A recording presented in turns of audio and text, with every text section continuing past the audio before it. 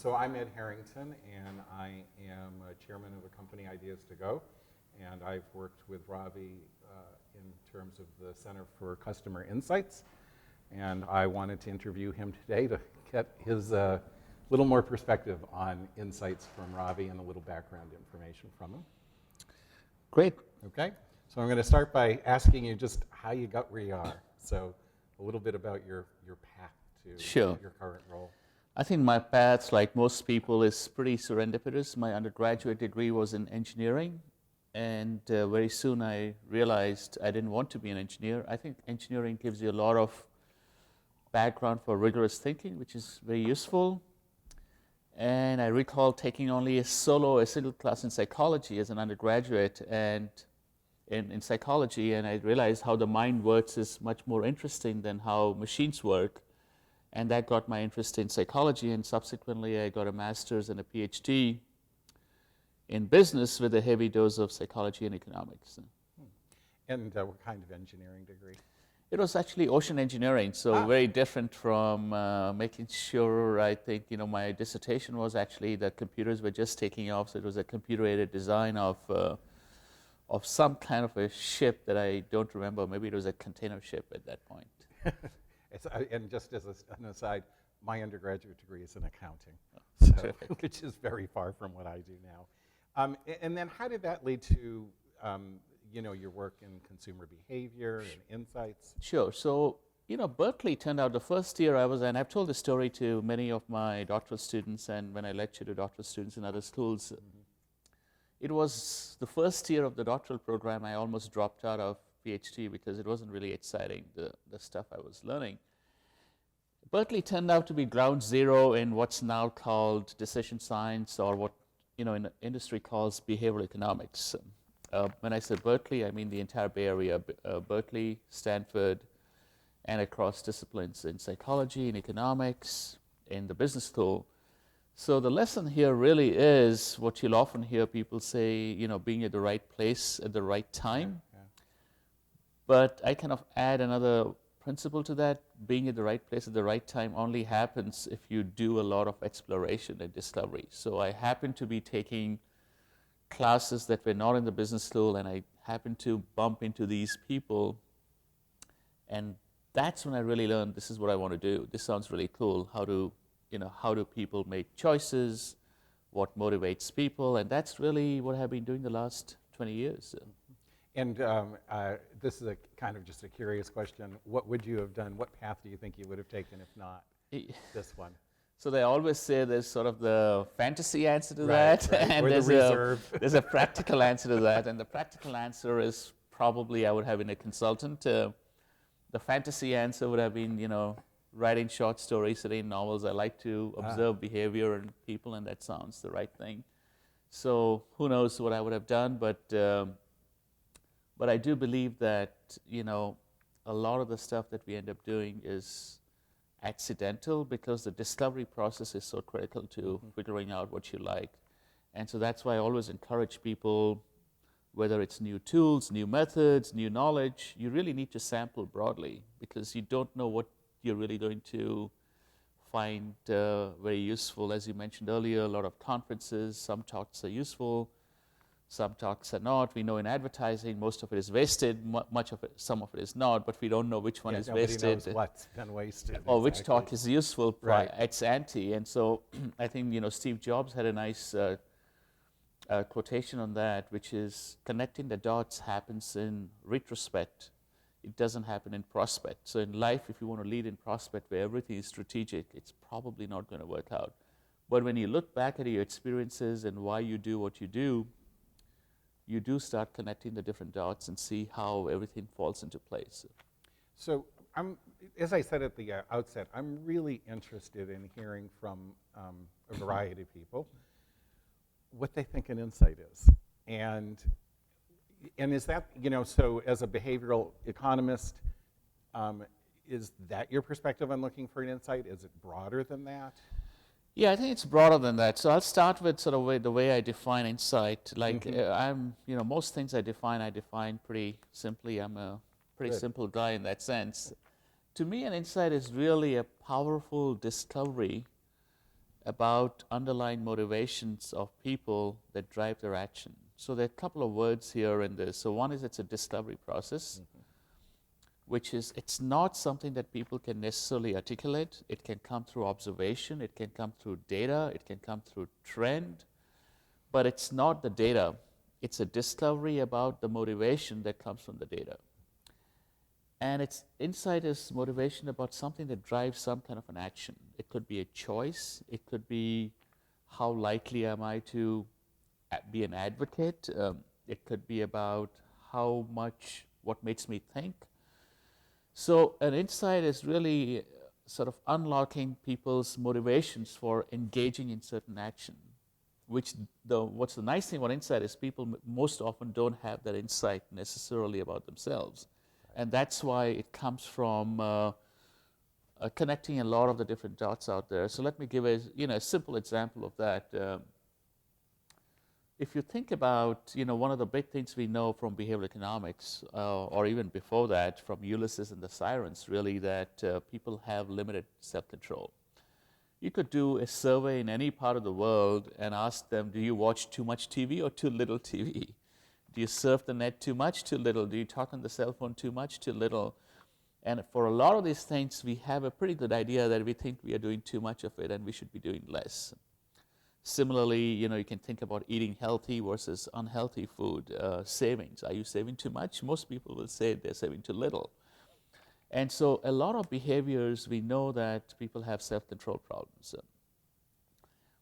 So the insight really is like what motivates people to change their actions, right? So one of the beautiful things I like about this is that oftentimes a marketer who understands that can design products that have a deep understanding of that. So think about a product that was launched, I think almost more than 20 years ago, bite-sized Snickers and bite-size of many candies, which are actually premium priced if you think about how much they charged for that bite.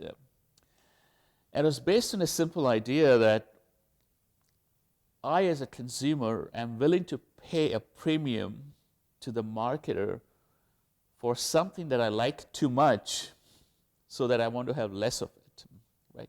That's a classic self-control issue, that I like it so much, so I'll give you a premium so you give me less of it. The 100-calorie snacks is the same idea, if you like. And so there's a whole lot of products where we find that take advantage of the notion that because people have self-control problems and they recognize that, they're willing to pay a premium for that. I had a friend who was a regular smoker of cigarettes, and he would buy cigarettes by a pack, not by the carton, even though the carton was much cheaper, and wouldn't buy at duty-free stores where the price was, now in New York, the price of a pack is almost like the price of a carton in a duty-free store. Exactly. And so I would ask him, why don't you buy the carton? It's much cheaper. He says, no, I can smoke less this way because if I have a carton, I will not have self-control and I'll smoke too much. I said, does it really help you to smoke less? He said, well, I don't really know. Haven't run an experiment on myself. But it shows you how that insight into people's behavior, what is their motivation? My motivation is to consume less. And that motivation to consume less led to an incremental business for Snickers at that time, which was, I believe, $500 million. So there was some cannibalization with the regular Snickers, but the notion that a lot of people wanted to have less chocolate, and they were willing to pay a little bit more for having a small size. And you see that cutting across a lot of healthcare kind of a business. So is this idea of a sort of lack of self-control, is that to you a very important underpinning for a lot of your work? Insights? Yes, it's one of the big ideas, and it's really becoming big because if you look at the big questions, both at the policy level in this country, or in globally basically, and at the company level, a lot of the big questions have the self-control issues. I mentioned eating healthy. Right. Obesity is a big issue. The government is worried about it. The problem is not information. Everybody knows that I shouldn't be eating too much of this. I shouldn't be having, those giant bags of snacks that I end up having. In fact, they also tell us you can't have but one. They literally tell us that once you open the bag, you'll eat the whole bag. I was going to say, I've always been told that in the snack business, the serving size is the bag you opened. That's right. So that's So, really does tell you, but it's also with savings, right? If you look at how Right. much people in this country have saved for retirement, it's very little. So both the policymakers are dealing with how do we get people to save more. So the self-control is a big part of behavioral economics because it really tells us that in a rational world, we have enough self-control to resist everything, right? So Right. some people will say, well, you know what you should be eating. Why don't you go and eat, what's good for you? But that's just one big piece. The other big piece is obviously about just the information that people have. There's just so much information out I there. was going to ask you about this. And the big thing we know about information is that our working memory is still very limited, right? So yes, our brains can hold lots and lots of information, but how much information we can hold in real time is limited. And so this simple notion, I'll give you another example on insights. We can't even remember an 8-digit number. We used to when everybody used to have phone numbers. Now it's all in your Apple iPhone or in your Blackberries I find myself, my memory for phone numbers has tremendously reduced, whereas I could remember easily 100 phone numbers. Now I can barely remember 10 because I feel there's no need to. I remember in one of the talks here, somebody saying how people now carry their hard drives. They carry their brains with them. And so that raises an interesting question, which is, so one is just a simple insight-related thing, which is for a long time, your master locks, the ones we use in the gym and lockers, Yep. they only had numerals in that. And it's sort of well known that it's easier to remember strings of letters than strings of numerals, right? We can make a word out of string of letters and our memory improves. So why didn't somebody make those master gym locks with alphabets? They didn't happen until as recently as 10 years ago. Right. Not to mention you've got 26 digits and not 10 That's right. to work with. And so there's very interesting memory issues also that get into how people make choices.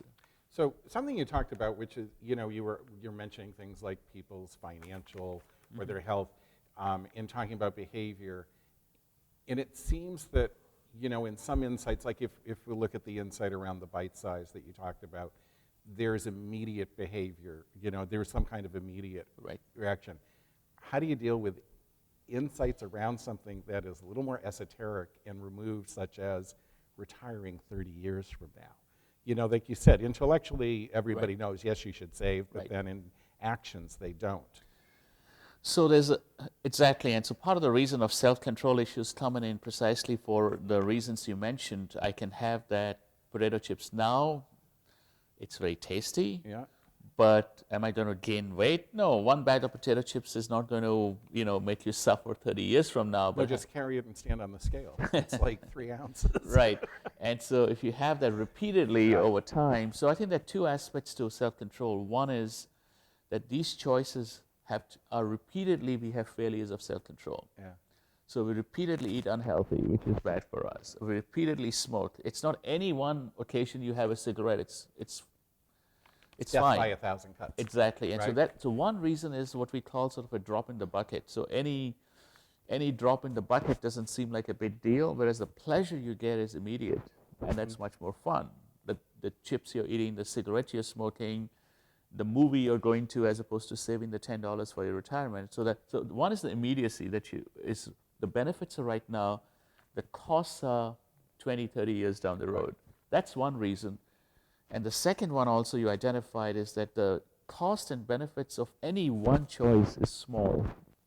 It's the cumulative impact that is very negative on you. And so in those kinds of decisions, changing people's behavior, what we learn from behavioral economics, the way you go around changing behavior is not by trying to educate them, they're already aware of it, but trying to create mechanisms, what we call choice architecture, that at the moment of choice, you'll do the right thing. So one of the places, one of the companies we're working with, for examples, like in many offices, they have M&Ms, and then they have some of the healthy snacks, and like in most offices, people are eating the M&Ms, not the healthy snacks. Now you could take away the M&Ms, but then people get upset and angry. So what they did is they took the M&Ms and they put them at a lower level, and they put them in opaque counters so that you can't see the shiny M&Ms in packages. But you don't get upset because you can still have your M&Ms. but they found that the number of M&Ms that people are consuming goes down. So that's what we call sort of choice architecture. You still give people the choices, but you rearrange the deck chairs of the Titanic, if you like, and that changes what people end up doing. So I think the big questions or the big ideas of what drives behavior, they still remain, which is the big, if I had to sort of say what the two big ideas or questions are, they're around motivation and goals, that people have many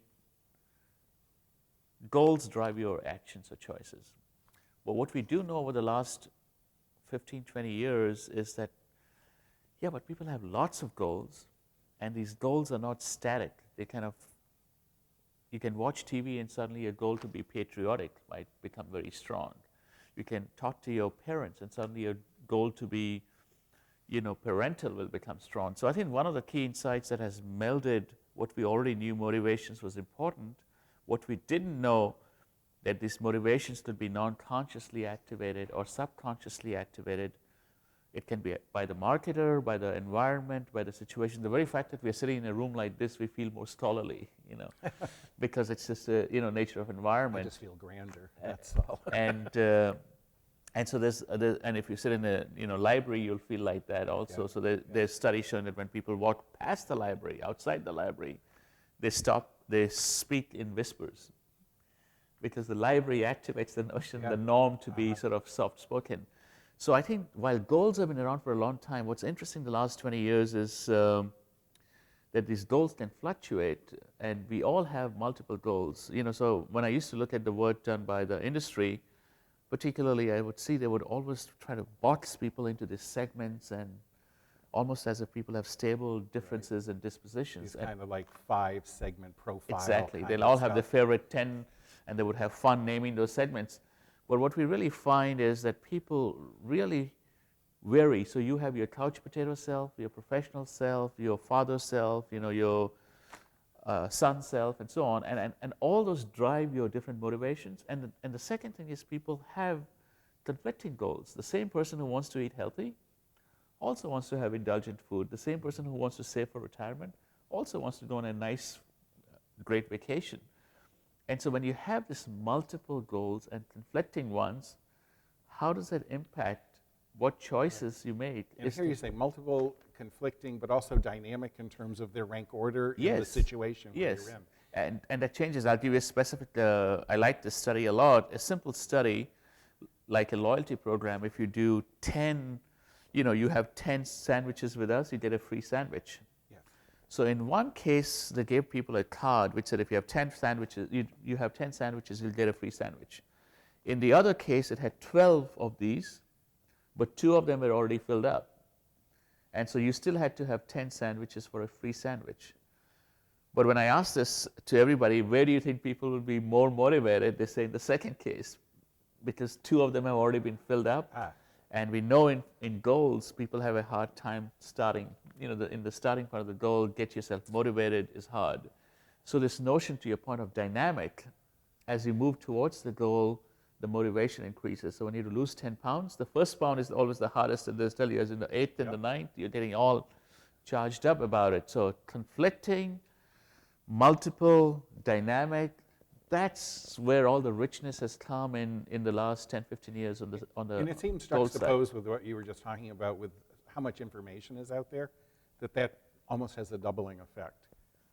Because now I have more situations where I'm hearing about my different goals. Right. So now I'm going like this because I'm hearing about food, I'm hearing about finance, and whatever Right. I'm hearing about now. But then the is insight comes impacting from me. what people are doing. So one of the things we have at Yale, we have studied, and it's been used a lot by companies, is that if people have these conflicting goals, they try to balance them on them. So like, you'll have these people who'll have a pizza, but they'll have it with a Diet Pepsi. Right.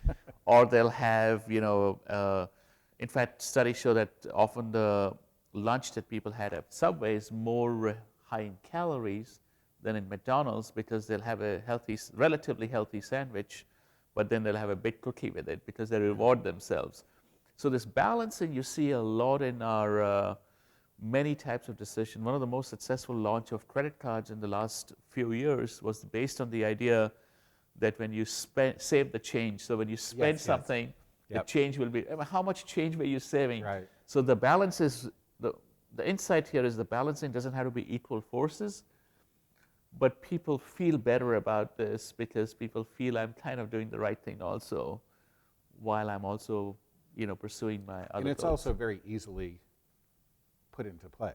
Yes. You don't have to do anything except give them one command, and it's set. That's so right. it's that whole thing about you were saying about getting people started is a huge Correct. And so deal. how to make it easy is important. The other thing we have really learned in the last 10 years or so is around the motivations. And the second thing I was going to say is how people make choices. We have made advances in that. But we've also learned that people are really pretty bad predictors of what choices are best for us. So we think we want to buy the apartment with a nice view over the space or vice versa. And then people find, no, really, the view, I don't see it anymore. And so this notion that people don't have insights into their own preferences is precisely why, Ed, a lot of you, when you do your consumer research, you don't rely only on what they tell you, and you rely on many other ways of figuring it out, because we have learned that people are pretty poor predictors of both what choices they want to make and also what motivates them. Well, and how about regret and denial working into it, where people don't want to admit they made bad choices? So that is there too. So that's where the motivation part comes Yeah. in. So one is they genuinely don't know, and you're saying that's combined with sort of defense mechanisms or not wanting to admit, and that sort of makes it even more complicated. I've taken a simple example of should you go to the gym and work out? Or if you ask people, if you had a machine at home, if you had a treadmill at home, would you be exercising more than if you had to go to a gym, which is, let's say, 10 minutes drive from your house? It turns out that people's intuitions might be, if it's at home, I'll do it all the time. But if in reality you ask people who have a machine at home how often they use it, they'll tell you it's just lying there like the bananas on their fridge. Right. And part of the reason is when they answer this question, they don't take into account all the opportunity costs at home. Yes, you have the treadmill at home, but you also have the TV at home, you also have a phone at home, you also have your tablet at home, your books at home. Whereas once I go to the gym, I kind of have to do my treadmill thing. So I think this whole notion that people are not really good at designing their own environment because they don't really They're have not good at insights. designing it. Are they any good at having insight, even if it's insight into themselves, even if it's something they may not want to voice? Not necessarily. No. It depends. I mean, majority of the cases I tell, I think Jeff Bezos at Amazon once also said this, it's a consumer will spend only a few seconds making the decision. You're spending 60 hours a week. You're the one who's supposed to have insight into that. Right. The consumer only provides you the data point.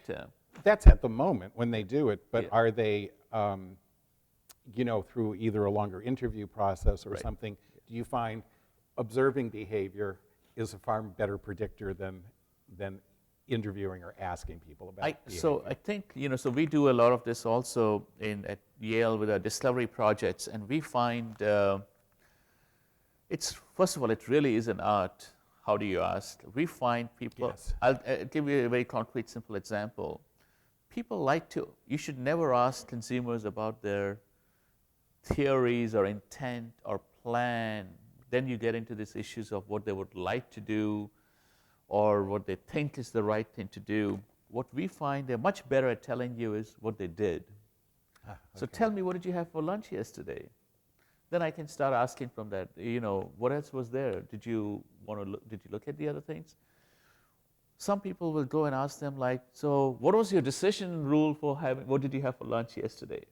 And we think that's not a right way to approach that, because you're now putting what I call a consumer as a scientist mode, not as a consumer as consumer mode.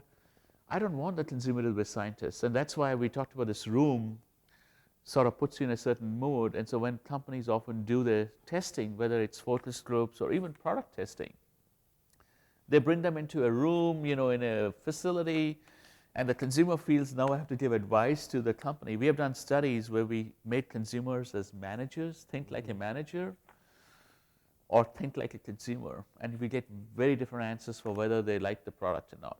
When they start thinking as a manager, they start sort of using theories. So when we ask them, like, should Heineken launch Heineken popcorn?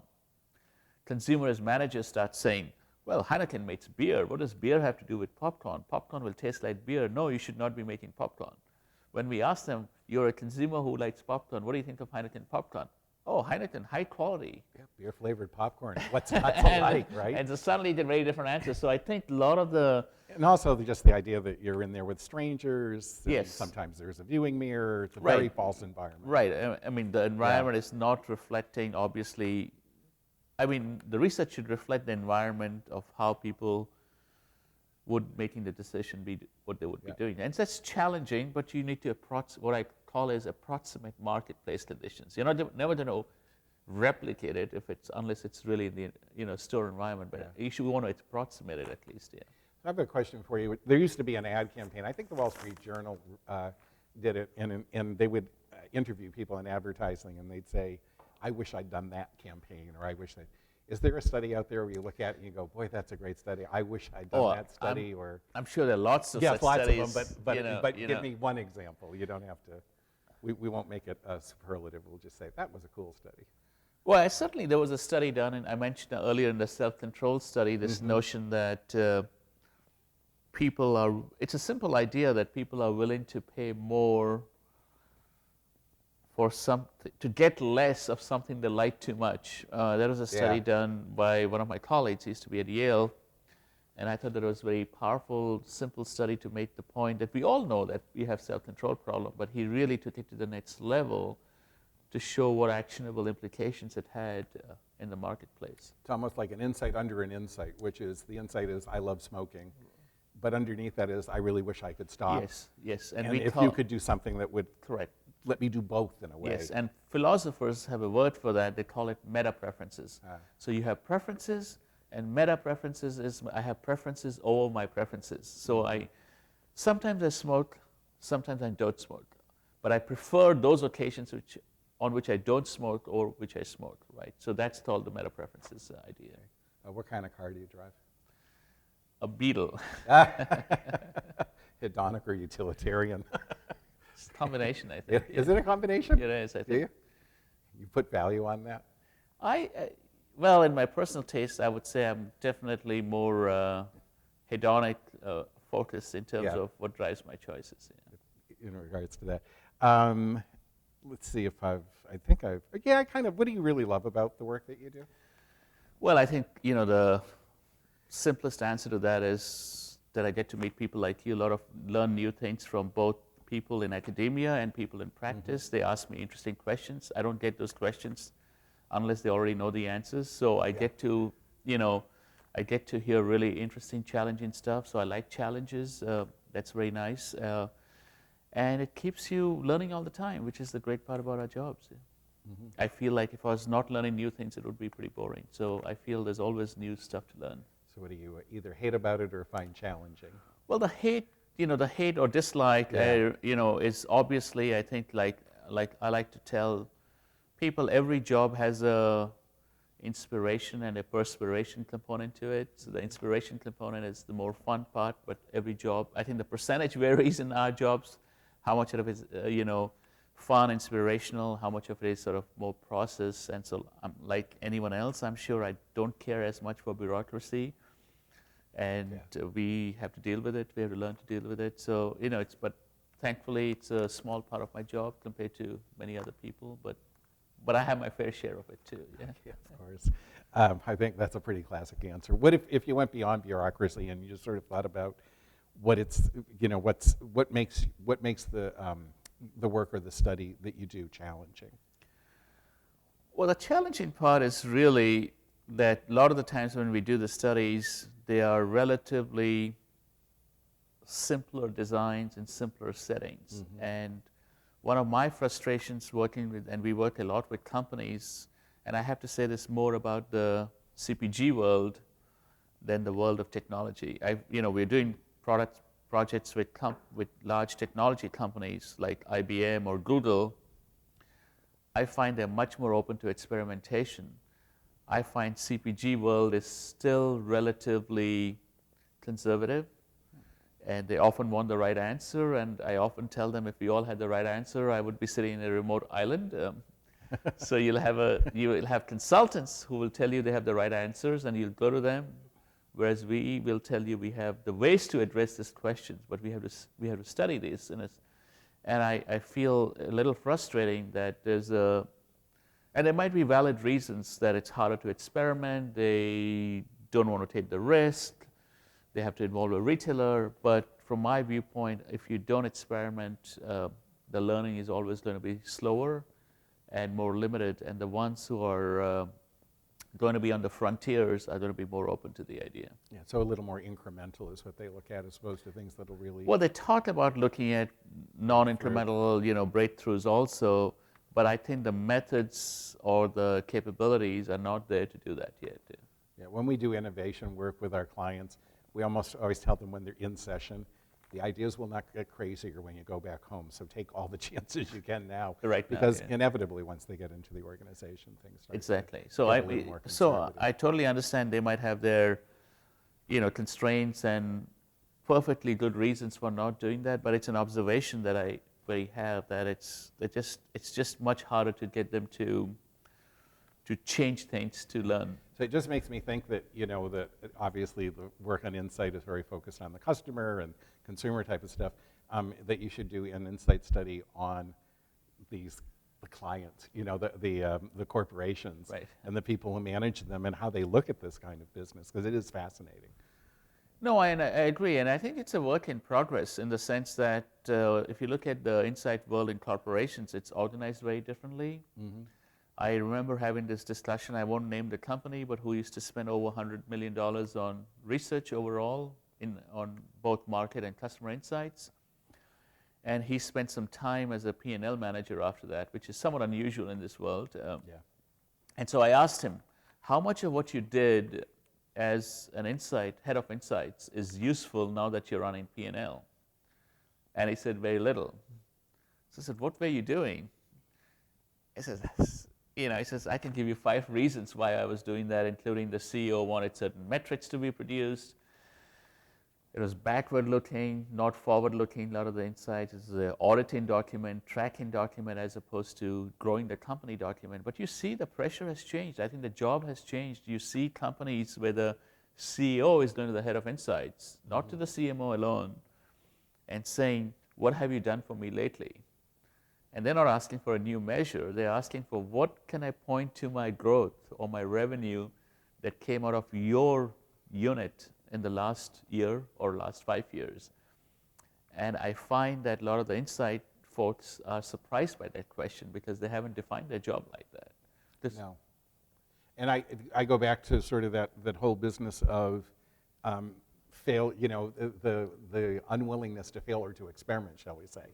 Because you can't promise an answer necessarily. Yes. But then if you take it back and you say, I need concrete examples, what does that do to I would say the insight process?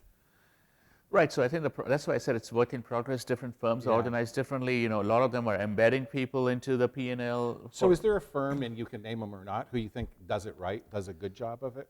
I Or think even an industry? You mentioned tech over CPG, for example. Yeah, I think there are firms that are trying to do it right. They have the right pieces in place. And I used to, one of the firms that didn't do well in the US, for example, when Tesco launched here, but I think Tesco overall does it very well, the process of insights on the retail side. I find, in financial services, I find, Visa is asking a lot of the good questions. And there are other companies. I think Procter & Gamble is often on that list. So what constitutes a good insight organization within a company?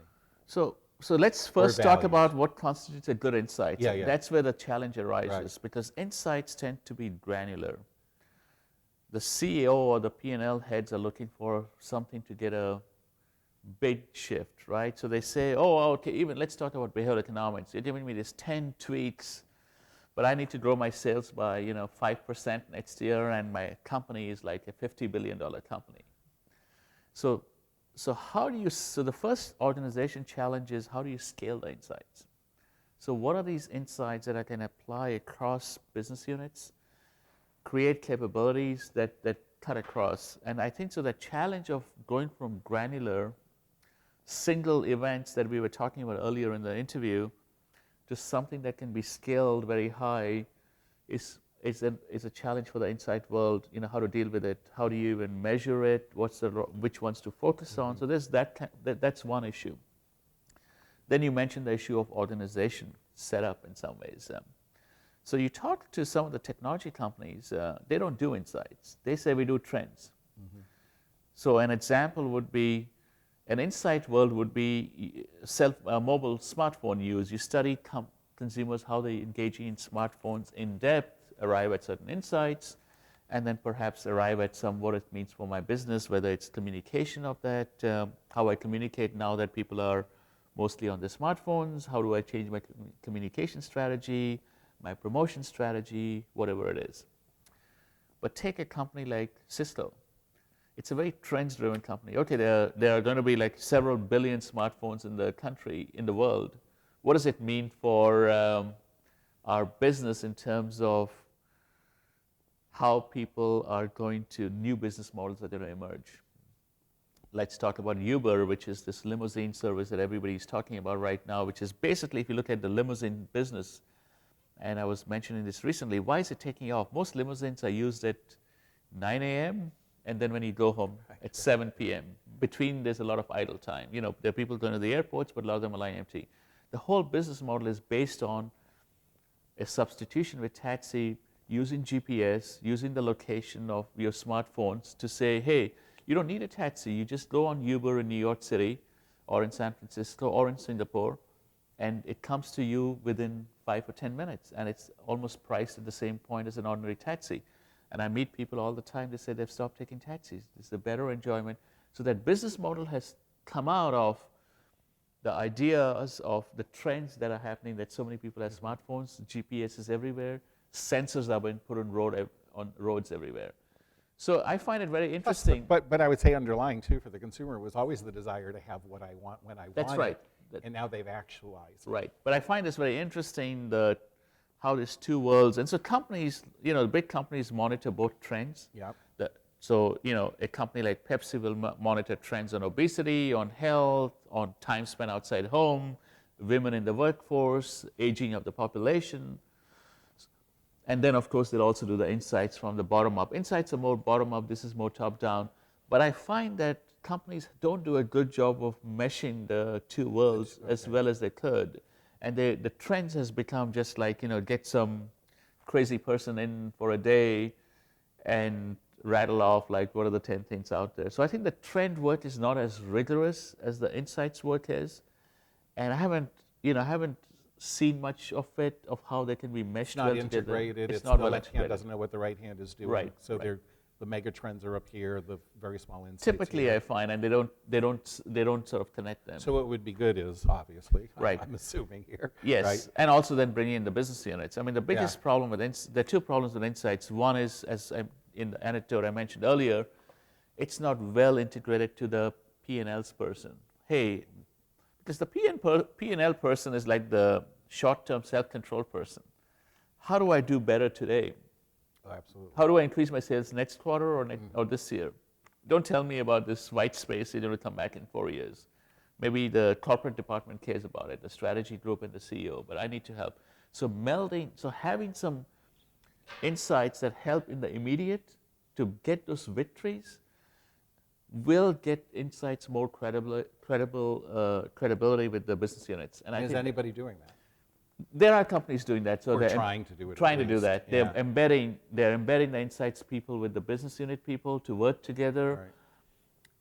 I don't have a good sense of how it has been working out. In other words, is it success? Because it's a culture shift. The typical insight person does not have the round of training as a typical person who's running the business. And is it somewhat parallel? You were, I think, mentioning earlier is that, you know, we all know advertising works, we just don't know what part of it works. Right. Necessarily. And do you think it's the same way for insights, or that with insights that they can be approached in a way that you could get to measurements? No. So it depends on the business, right? So if you Right. talk to Amazon or Google, Yeah. or any of this new media type of business, you know, testing is in their blood. They're always willing to test because they can Yeah. put this out there. and the data comes back. So as I said, part of it is the testing is harder in the brick and mortar world that these people operate in, and it's also slow. Some of the testing they do takes like months and months and months of whether it's a concept test or a product test. Whereas when I talk to people at these, technology-based companies, you sit down and have an idea on how to sell more gift cards. I'm giving you a very specific example. How do I sell more gift cards on my website? They're willing to just configure it. It's not a small business for them. This gift cards are hundreds and hundreds of millions of dollars for them. But they have an ability, but they also have a mindset that allows them more willing to test. In fact, they say we want to see tests because they're engineering-driven companies. So they want to see some data to decide this is what we're going to do and this makes sense. So part of it is capabilities, part of it is mindset, part of it is the difficulty of doing it. Right. I mean, I notice more and more that surveys, because more you're online, surveys just seem to be coming up more and more often. So is there a thing here where I'm just thinking about the bricks and mortar, the slow versus the fast. Does the future belong to the fast? So the people who they say we don't test, we just throw it out there and see what happens. I'm thinking about the gentleman from Guilt. Right. If I remember right, that's one of the things he said, we just put it out there. Right. So I think because they not only can test quickly, but they can fail quickly, right? So the flip side of testing is if you fail fast, then you can get rid of it, right? Yep. But if you fail and you have like 6 months of inventory in your retailers, then what do you try to do? You try to justify it. So do you think the trend is to the faster, faster? There is a fast, but as I said, I don't see that trend in the CPG. I don't see a trend. I don't see it happening. And I think there might be organization reasons why it doesn't happen. And but I think there are opportunities to experiment, but I think this combination of who controls the business and what's the role of the insights person in managing that, how much power do they have in the organization? Those are critical questions. How much credibility do they have? Because power comes from credibility and trust, right? Okay, this person really, because if I think you're going to make my business better, I'll tell you, Ed, hey, come to my office, tell me what I should be doing. If I think you're going to just give me a tome or lots of data and statistics about what happened in 2012, when I'm looking at what am I doing right now, I say, let's meet tomorrow, today's busy. So I think part of it is a mindset change of how you run the business. Part of it is getting some easy victories to show that, hey, what we do is really valuable. It's not unique to CPG. We had a speaker I was talking to at General Electric. GE is a similar thing, that engineering-driven culture, marketing is very hard to say what value is it adding. But if you show some victories, show some direct wins, even if it's small wins, you start to build the trust, you start to build the capabilities, and of course, it has to be all top-down. The CEO has to say, look, these people are important to the organization because this is our new R&D. It's not just what's happening in our labs. And overall in corporations, do you see them more accepting of or interested in insights? They're definitely more interested, but they also means the expectations are much higher. Yeah. And I do notice that, and that's why I find, just like the CMO's job, the job has had more turmoil in it. The expectations have increased. Yeah, to prove what you're doing. I think we're good. I'm going to ask you one question, last question. What's your guilty pleasure? A big guilty pleasure. Oh, my favorite guilty pleasure. That's a. You don't have to do the favorite. You can do a guilty pleasure. You know what? My guilty pleasure actually is things that people now seem to, at least in this country, don't do much, which is reading comic books. I grew up reading Tintin and Asterix, and I still enjoy reading those things. So. Yeah. Mine is being out of touch even when I don't need to be out of touch. Just turning everything off. Thank you so much. Great, thank you.